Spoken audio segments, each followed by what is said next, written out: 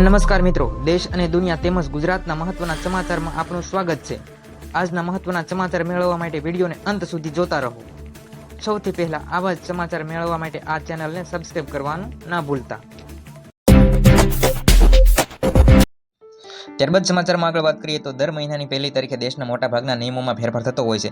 જેમ કે બેન્કિંગ ક્ષેત્રે આરબીઆઈ પોતાના નિયમોમાં ફેરફાર કરતી હોય છે, તો તમામ બેન્કો પોતાના નિયમોમાં મોટા ફેરફાર કરતા હોય છે। તેવી જ રીતે એલપીજી તેમજ સીએનજી ગેસના ભાવમાં પણ ફેરફાર થતો હોય છે। તો દેશના ઘણા મોટા નિયમોમાં દર મહિનાની પહેલી તારીખે ફેરફાર થવા જઈ રહ્યા હોય છે। તો આ મહિનાની પહેલી તારીખે એટલે કે 1 ડિસેમ્બરથી દેશના ઘણા મોટા ફેરફાર થવા જઈ રહ્યા છે। તો કયા કયા નવા નિયમો લાગુ પડશે તે વિશે વિગતવાર માહિતી જોઈએ તો 1 ડિસેમ્બરથી દેશના ઘણા મોટા ફેરફાર થવા જઈ રહ્યા છે, જેની સીધી અસર સામાન્ય માણસના ખીચા ઉપર પડશે।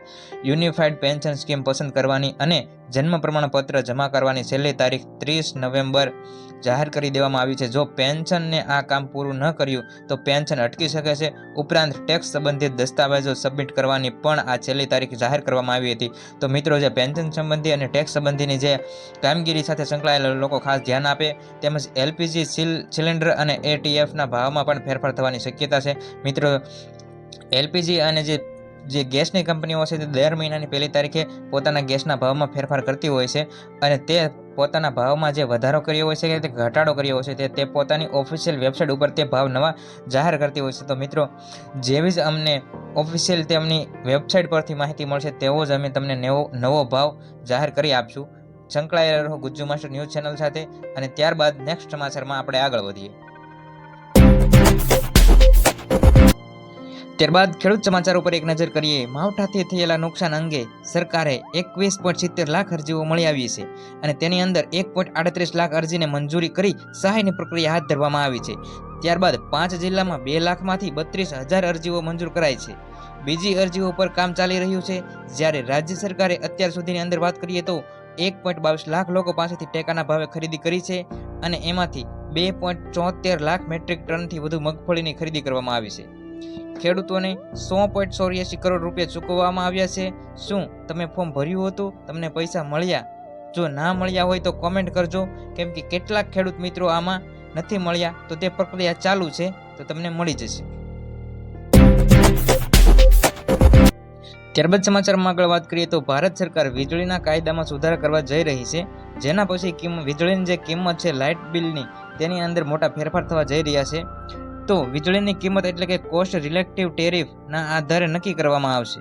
આ સંશોધન દ્વારા વીજળી વિભાગ દ્વારા ગ્રાહકો પાસેથી માત્ર નિશ્ચિત નફો જ વસૂલી શકશે, જેનાથી એક જ વિસ્તારની અંદર સ્પર્ધા વધશે અને ગ્રાહકોને સસ્તા ભાવે વીજળી મળશે।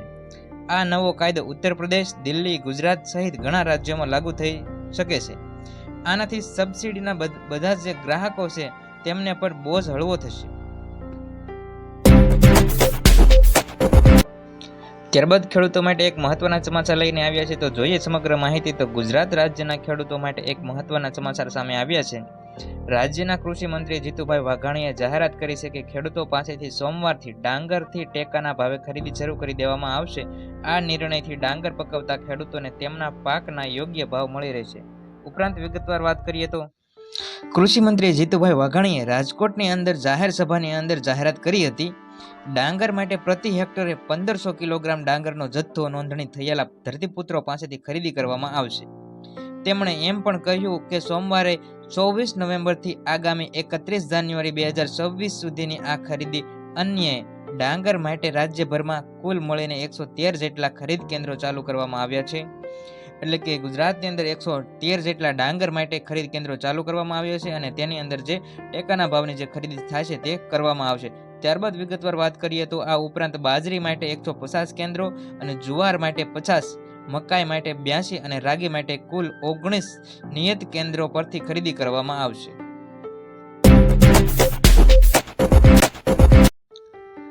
ત્યારબાદ સમાચારમાં આગળ વાત કરીએ તો જોઈએ મહત્વના ખેડૂત સમાચાર। મિત્રો, પીએમ કિસાન નિધિ યોજનાના હપ્તા વિશે વાત કરવી છે, તો પીએમ કિસાન નિધિનો હપ્તો 2000 રૂપિયાનો હપ્તો દર 4 મહિનાના અંતરે એટલે કે વાર્ષિક 6000 રૂપિયાની સહાય સરકાર દ્વારા કરવામાં આવે છે અને આ યોજનાનું નામ પીએમ કિસાન સન્માન નિધિ યોજના છે। તો આ યોજનાનો 21મો હપ્તો તાજેતરમાં એટલે કે આજ રોજ 19 નવેમ્બર 2025ના રોજ ગુજરાતના તમામ ખેડૂતોના ખાતામાં જમા કરી દેવામાં આવ્યો છે। જો મિત્રો તમારા ખાતામાં હપ્તો જમા થયો છે તો તેનો તમારા મોબાઈલ જે રજિસ્ટર મોબાઈલ નંબર હોય છે તેની અંદર મેસેજ દ્વારા જાણકારી તમને આપવામાં આવી છે. અને જો તમારામાં મેસેજ નથી આવ્યો તો 24 કલાકની અંદર તમારા મોબાઈલમાં મેસેજ આવી જશે, કે કારણ કે પીએમ કિસાન નિધિનો યોજનાનો હપ્તો તમારા ખાતામાં જમા થઈ ગયો છે. અને જો તમારા ખાતામાં 24 કલાક સુધીમાં પણ મેસેજ ન આવે તો મિત્રો તમારે બેંક સાથે મુલાકાત લેવાની રહેશે. અને જો નથી આવ્યો, જો હપ્તો નથી આવ્યો તો કયા કારણોસર હપ્તો નથી આવ્યો, કારણ કે ભારત સરકારના વાત કરીએ તો 5 લાખ ખેડૂતોના નામ કમી કરી દેવામાં આવ્યા છે. શા કારણે કમી કરી દેવામાં આવ્યા છે તો તે વિશે વિગતવાર વાત કરીએ તો જો ઈ-કેવાયસી પ્રક્રિયા અને આધાર લિંકમાં ભૂલ હોય તો તમારો હપ્તો અટકી શકે છે. મિત્રો, પીએમ કિસાન નિધિ યોજનાને વિશે વિગતવાર વાત કરીએ તો કેટલા ખેડૂતોને આ યોજનાનો લાભ આ 21મા હપ્તાનો નથી મળ્યો. તો મિત્રો, કોઈ પણ ખેડૂત મિત્રોના ઘરમાં કોઈ પણ વ્યક્તિ સરકારી નોકરી સાથે સંકળાયેલો હોય, સરકારી યોજનાનો કે સરકારી નોકરીનો લાભ લેતા હોય તો તેવા ખેડૂતોને આ 21મા હપ્તાનો લાભ નથી મળવાનો. બીજી વાત કરીએ તો જો કોઈ પણ ખેડૂત મિત્રોએ જમીન નોંધણી પ્રક્રિયા નથી કરાવી તો તેવા ખેડૂત મિત્રોને પણ 21મા હપ્તાનો લાભ નથી મળવાનો. અને ત્યારબાદ ઈ-કેવાયસી પ્રક્રિયા અને કેવાયસીની પ્રક્રિયા સાથે મોબાઈલ નંબર તમારો રજિસ્ટર નથી તો એવા ખેડૂત મિત્રોને પણ આ 21મા હપ્તાનો લાભ મળવાનો નથી. અને સમગ્ર ભારતની વાત કરીએ તો ભારતની અંદરથી 5 લાખ એવા ખેડૂતોના નામ કમી કરી દેવામાં આવ્યા છે, જેમને ઈ-કેવાયસીની પ્રક્રિયા, આધાર લિંક અને સરકાર દ્વારા એવી માહિતી આપવામાં આવી છે કે આ જે 5 લાખ નામ કમી કરી દેવામાં આવ્યા છે તેવા જે ખોટા ખેડૂત તરીકેની રજીસ્ટ્રેશન કરાવેલું હતું, એટલે કે તેઓ ખેડૂતોની માલિકી ધરાવતા નથી, પરંતુ તેમણે પીએમ કિસાન નિધિ યોજનાનો લાભ લેવા માટે ખોટી રીતે રજીસ્ટ્રેશન કરાવ્યું હતું. તેવા 5 લાખ જેટલા ખેડૂતોના નામ કમી કરી દેવામાં આવ્યા છે. ત્યારબાદ વિગતવાર વાત કરીએ તો તાજેતરની અંદર કૃષિ અને ખેડૂત કલ્યાણ મંત્રાલયે જાહેરાત કરી હતી કે પીએમ કિસાન નિધિ યોજનાનો હપ્તો છે 21મો હપ્તો આજે એટલે કે 19 નવેમ્બર 2025ના રોજ જમા કરી દેવામાં આવ્યો છે. અને મિત્રો, જો 24 કલાકની અંદર તમારા ખાતામાં હપ્તો જમા નથી થયો અથવા તો તમારામાં મેસેજ દ્વારા જાણકારી નથી મળી તો તમે તાત્કાલિક ધોરણે બેંકમાં જઈ માહિતી મેળવી શકો છો અને પાસબુકમાં એન્ટ્રી દ્વારા તમે માહિતી મેળવી શકો. અને જો તેમ છતાં પણ તમારો 21મો હપ્તો જમા નથી થયો તો તમે તમારે જે ઈ-કેવાયસી પ્રક્રિયામાં ભૂલ હોય કે જમીન નોંધણી પ્રક્રિયામાં ભૂલ હોય તો તેને તમે સુધારી શકો છો, જેથી કરીને જે ભવિષ્યમાં તમને 22મો હપ્તો મળવાનો છે તેનો લાભ તમે અચૂક લઈ શકો છો.